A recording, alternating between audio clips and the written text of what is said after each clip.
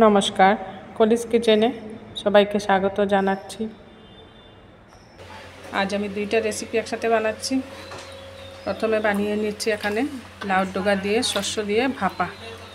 লাউ ডগার সাথে পাতাও দিয়ে দিয়েছি ছোটো ছোটো করে কেটে, এগুলোকে জলে ভিজিয়ে রেখেছি। ভালো করে ধুয়ে পরিষ্কার করে নেব।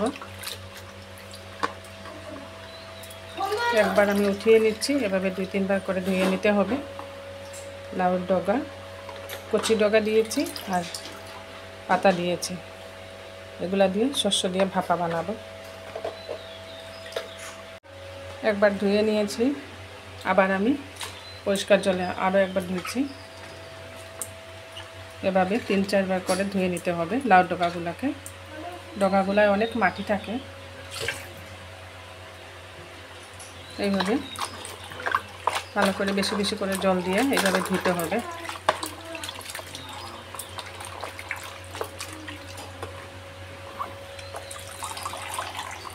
এবার জলটা পরিষ্কার হয়ে গেছে, ধুইতে ধুইতে আমি এখানে 3-4 বার ধুয়ে নিয়েছি। এই যে খুব সুন্দরভাবে পরিষ্কার হয়ে গেছে, আর ধুতে হবে না। এবার একটা বড় বাটিতে আমি ডগাগুলো নিয়ে নিচ্ছি। এভাবে একটা বড় পাত্রে নিতে হবে। ধুয়ে পরিষ্কার করে রাখা লাউ পাতার মধ্যে এখন আমি দিয়ে দিয়েছি সর্ষে বাটা। সর্ষে আর পোস্ত মিলিয়ে এখানে বেটে রেখেছি। এই বাটা থেকে এখানে 2 চামচ, 3 চামচ, 3 চামচের মতো আমি সর্ষে বাটা দিয়ে দিচ্ছি। আর 1 চামচ দিয়ে দিলাম, 4 চামচ দিয়ে দিচ্ছি সর্ষে বাটা। 4 চামচ সর্ষে বাটা দিয়ে দিচ্ছি 4টা চেরা কাঁচা লঙ্কা। এবার এর মধ্যে গুঁড়া মশলা দিচ্ছি। গুঁড়া মশলার মধ্যে দিচ্ছি সামান্য হলুদ, আর দেব 1 টিস্পুনের মতো জিরে গুঁড়া। আর আমি অন্য কোনো মশলা এর মধ্যে দিচ্ছি না। এখন দিয়ে দিচ্ছি পরিমাণ মতো লবণ।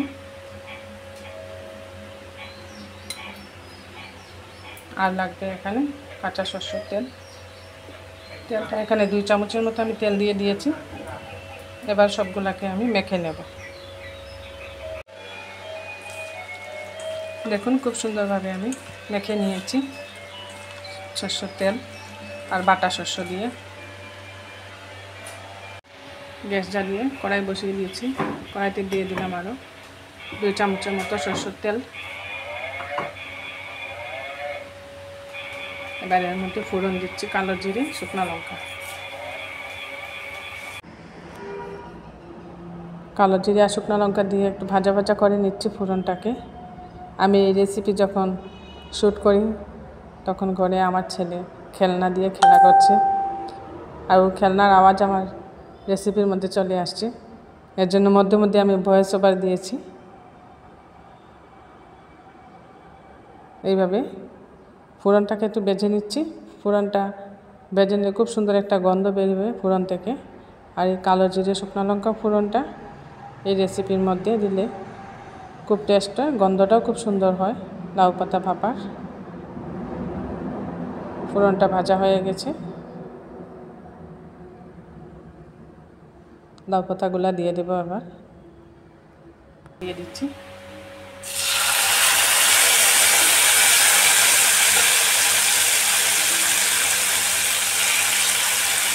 এভাবে সব লাউ ডাটাই আমি দিয়ে দিচ্ছি।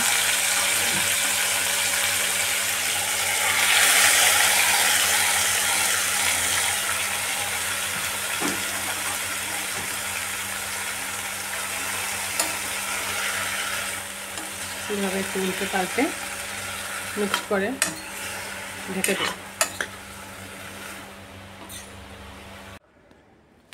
একটু মিক্সড করে নিচ্ছি উল্টে পাল্টে, একটু ভালো করে মিক্সড করে এবার আমি ঢেকে দিচ্ছি 10 মিনিটের জন্য। এখন আমি ভেন্ডিগুলো কেটে নিচ্ছি।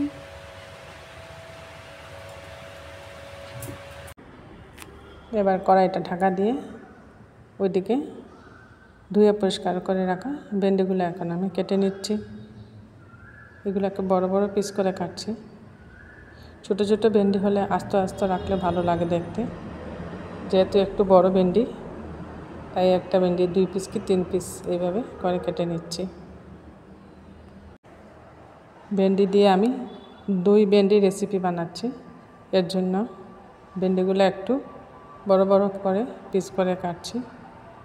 বড় বড় করে পিস করে কাটলে ভালো হয়, গলে যাবে না ভেন্ডিটা, আস্তে আস্তে থাকবে।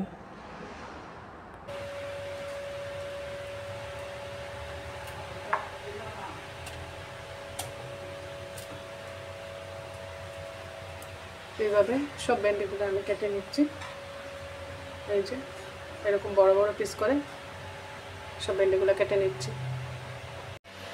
2 ভেন্ডির জন্য ভেন্ডিগুলোকে এইভাবে বড় বড় পিস করে কেটে নিয়েছি। আর এখানে লাগছে একটা বড় সাইজের টমেটো আমি পেস্ট করে রেখেছি, টক দই আর সামান্য সর্ষে বাটা, আর লাগছে ছোট সাইজের একটা টমেটো কুচানো আর কাঁচা লঙ্কা। আমি ঢাকা উঠিয়ে দেখে নিচ্ছি।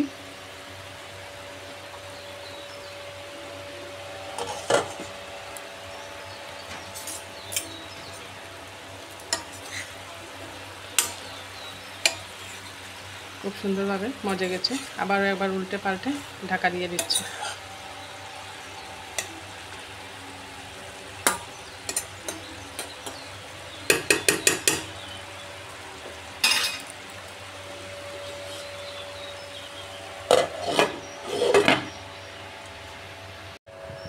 গ্যাস জ্বালিয়ে একটা কড়াই বসিয়ে দিয়েছি। এর মধ্যে আমি দিয়ে দিচ্ছি সামান্য রিফাইন্ড অয়েল। এই রিফাইন্ড অয়েলের মধ্যে আমি ভেন্ডিটাকে আগে একটু হালকা ভেজে নেব।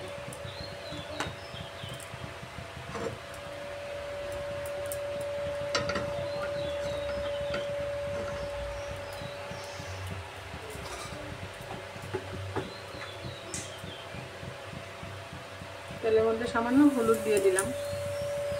হলুদ দিয়ে ভেন্ডিটাকে আগে আমি ভেজে নিচ্ছি।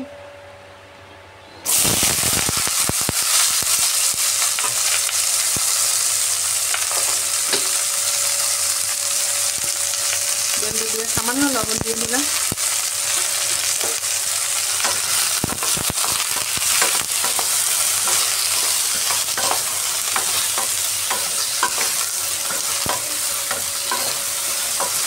এইভাবে হালকাভাবে ভেন্ডিটাকে আগে আমি একটু তেলের মধ্যে ভেজে নিই।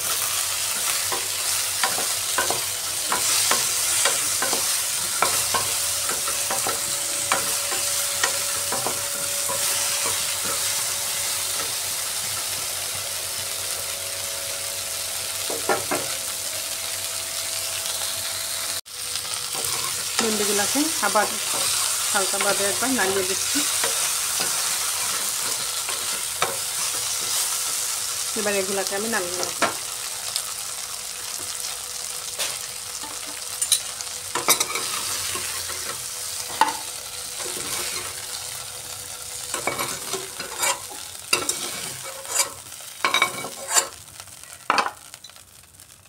এগুলো দেখুন খুব সুন্দর ভাজা হয়েছে, গ্রিন গ্রিন কালার।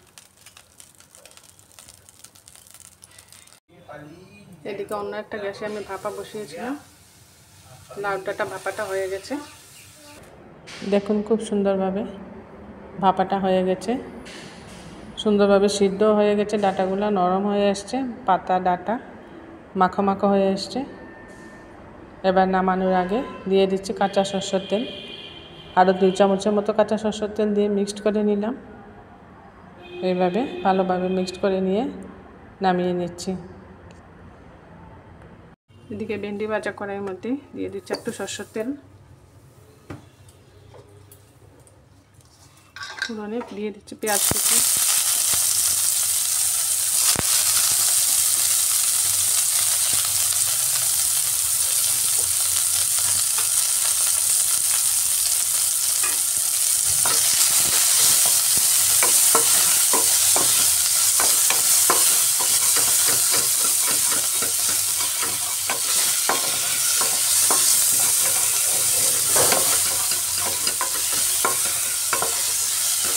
পেঁয়াজটা একটু ভাজা ভাজা করে দিচ্ছি। পেঁয়াজটা ভাজা ভাজা হয়ে এসছে। এবার দিয়ে দিচ্ছি সামান্য আদা কুচি। আদা কুচিটা দিয়ে একটু ভেজে নিচ্ছি।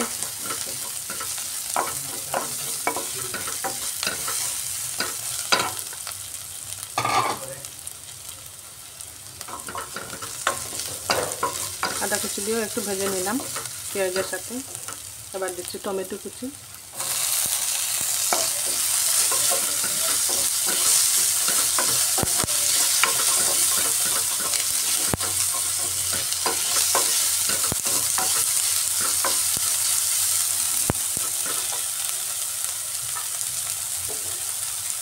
দিয়ে দিচ্ছি পরিমাণ মতো লবণ।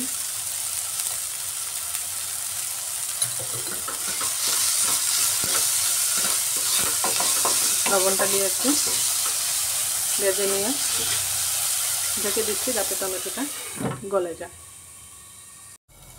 এবার ঢাকাটা সরিয়ে নিচ্ছি।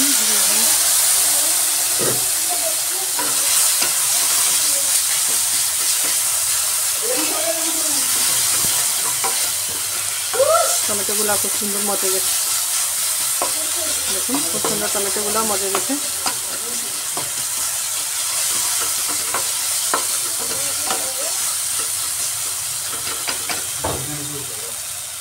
এবারে সামান্য সর্ষে বাটা একটা মধ্যে নিয়েছি। সর্ষে বাটা বাটির মধ্যে টক দইটাও আমি নিয়ে নিচ্ছি। টক দইটা নিয়ে নিলাম।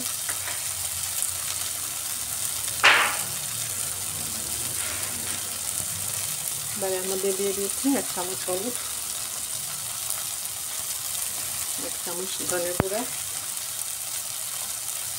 1 চামচ জিরে গুঁড়া। মশলাটা একটু ঢেলে রাখছি। সামান্য জল দিয়ে দিচ্ছি।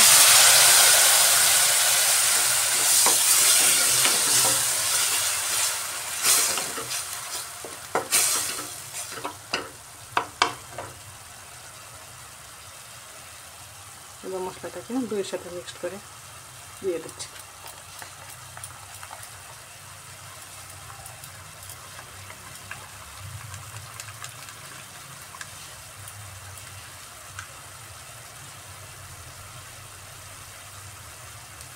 সামান্য লাল লঙ্কার গুঁড়াও দিচ্ছি।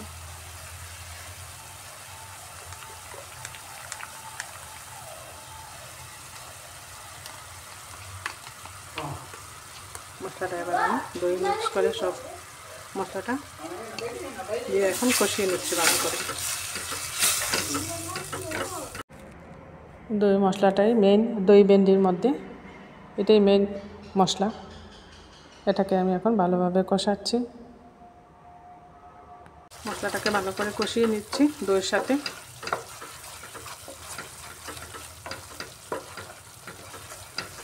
এইভাবে মশলাটা কষানোর পর এখন আমি এর মধ্যে দিয়ে দিচ্ছি বেটে রাখা টমেটো। টমেটোটা দিয়েও আরেকটু সময় কষাতে হবে।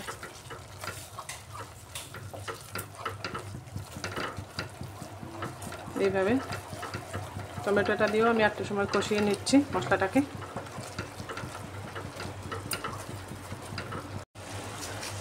দিয়ে দিচ্ছি এখানে সামান্য চিনি।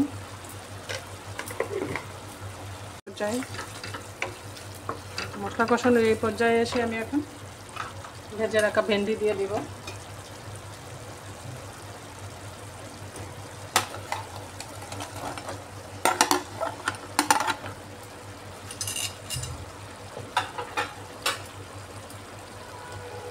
কয়েকটা কাঁচা লঙ্কা দিয়ে দিচ্ছি।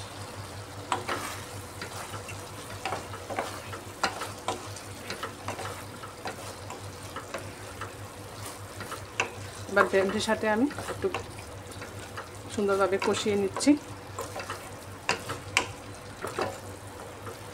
আমার এই রেসিপিটা ভালো লাগলে আপনারা বানিয়ে খাবেন। কমেন্টে অবশ্যই জানাবেন কীরকম হলো দই ভেন্ডির রেসিপিটা।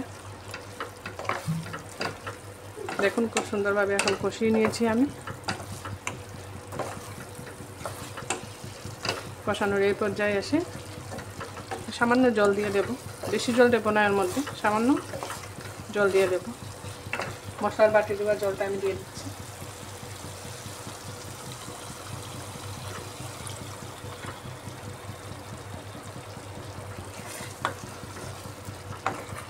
এইভাবে গ্রেভি গ্রেভি হবে, বেশি ঝুলঝুল হবে না। ভেন্ডিটা এরকম গ্রেভি গ্রেভিই থাকবে।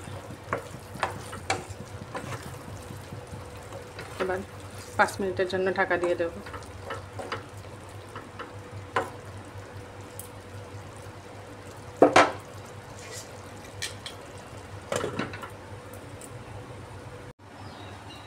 ঢাকাটা সরিয়ে নিলাম।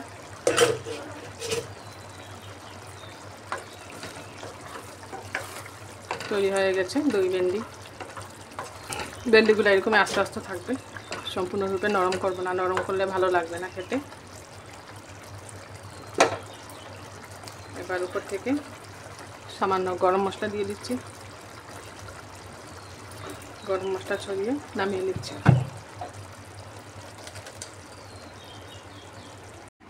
বানিয়ে নিলাম দই ভেন্ডি আর সাথে লাউ কচি ডগা আর পাতা দিয়ে ভাপা, লাউ পাতার ভাপা আর কচি ভেন্ডি। আজকে আমি এই দুইটা রেসিপি আপনাদের সাথে শেয়ার করলাম। আমার রেসিপিগুলো ভালো লাগলে আমার চ্যানেলটা সাবস্ক্রাইব করবেন, বেল আইকনটা টিপবেন। এটা করে যখনই কোনো নতুন রেসিপি আমি আপলোড করি সাথে সাথে নোটিফিকেশনটা পেয়ে যাবেন।